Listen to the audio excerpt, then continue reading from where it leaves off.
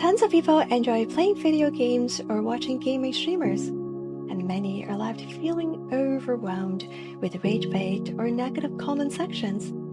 What can we do about it? Hello, I'm Airie at Airie Summer, and I'm a mediawise ambassador who primarily streams on Twitch, creating a multifaceted variety of content, including showcasing thousands of games on my channel. Today, I'm sharing evidence-based and validated strategies we can use to respond when false information is swirling in our communities. Before we get into that though, I would love to remind you to take time to evaluate and check in with yourself. Before you ever respond to anything online, pause and make sure you're mentally in a good place to jump in. Sometimes though, it's best both for yourself and the situation to not engage. Don't comment, don't reply, just move on. I know it may be easier said than done, and we may be used to responding quickly. Building a new habit of not immediately engaging will become more natural with practice and is often healthier for our emotional and mental well-being. You can also use platform tools like muting and blocking. And if the content violates platform policy or community guidelines, you can report it. After checking in with yourself, and if you decide to engage, it's time to select your approach. You may have heard of debunking. Have you ever heard of pre-bunking? Debunking is when we check the details of false or misleading information we encounter to see if it is real or not. This can be as simple as running a quick internet search or checking other sources to see if the facts add up. For example, are multiple credible sources saying the same thing? Pre-bunking is when we warn other people that they may encounter false, manipulative, or misleading content. This helps people prepare to not fall for false information. It's a way to make ourselves and our communities more resilient to harmful content.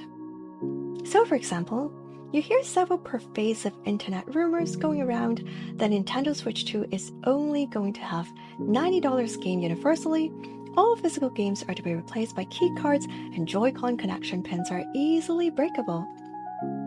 Except each has been found to be false.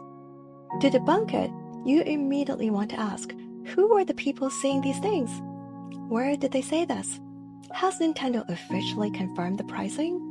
Did they have a Nintendo Switch 2 that they were testing in hand? Did they have videos showing the issues? Are the sources credible? And are there multiple recorded incidents that show the same issues? Then look at the answers to these questions. Alternatively, if you want to warn others through pre-bunking techniques, you can get ahead of claims by naming what is happening.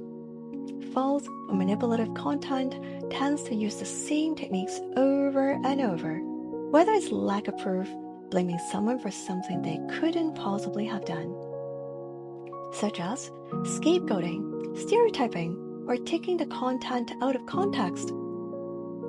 In your response, you talk about the technique being used to make the content instead of the information itself. You could say something like, I feel like we're missing context and we shouldn't jump to conclusions until we have the whole story and more solid information. Another pre-bunking technique you can do is have some pre-planned responses ready to go.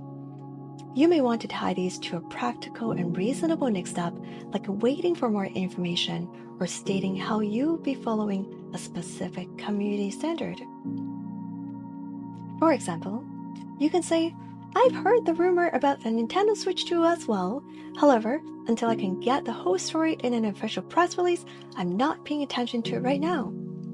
Finally, when appropriate, you can use a little humor to highlight the tactic being used.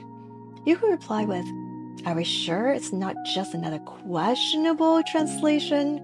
Let's wait for the whole story with a relevant emoji. Believe it or not, it's really that simple.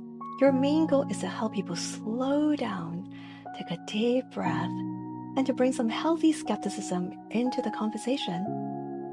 It can feel overwhelming at times, and it's important to remember there are some really easy steps you can take to help shape your online communities. You'll be surprised how quickly even small changes like this can add up to making your corner of the internet a more positive place to be.